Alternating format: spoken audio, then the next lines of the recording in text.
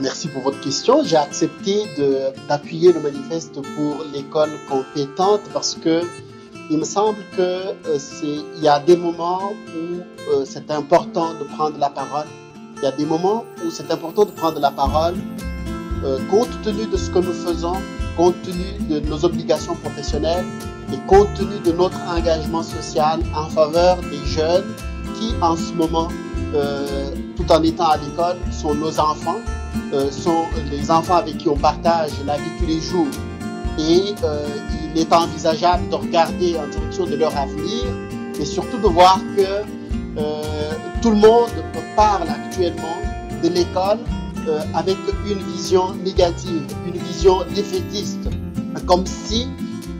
après la génération de ceux qui ont compris ce qu'il faut pour demain, il n'y a plus rien à faire, et que tous les jeunes à l'école aujourd'hui ne sont condamnés qu'à quelque chose de négatif.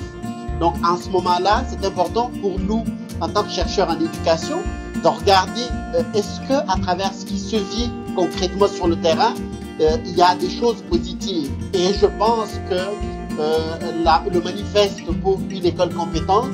est un engagement positif, est un engagement décisif, est un engagement qu'il faut encourager afin que tout le monde puisse appuyer l'école, afin que tout le monde puisse regarder l'avenir des élèves, afin que tout le monde puisse encourager ces élèves à eux-mêmes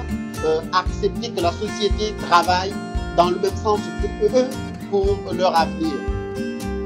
Soutenir l'école est important. Cela m'est apparu encore plus important depuis mes dernières interventions en milieu scolaire. J'ai réalisé que tout ce qui se dit autour de l'école amène les élèves à se démobiliser, à imaginer que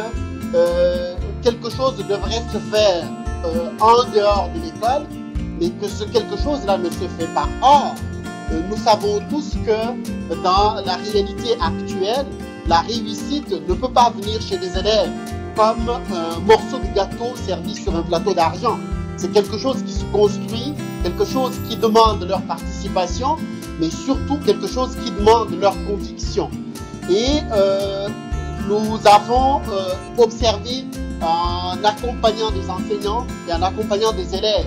que chaque fois que l'on travaille avec eux en regardant ce qui est faisable, en regardant ce qui est applicable, en regardant comment faire de l'adaptation au quotidien tout en privilégiant les apprentissages, ils travaillent et ils trouvent des résultats convaincants, des résultats intéressants et des résultats qui débouchent sur des réussites vécues par les élèves. Et en ce sens-là, il faudrait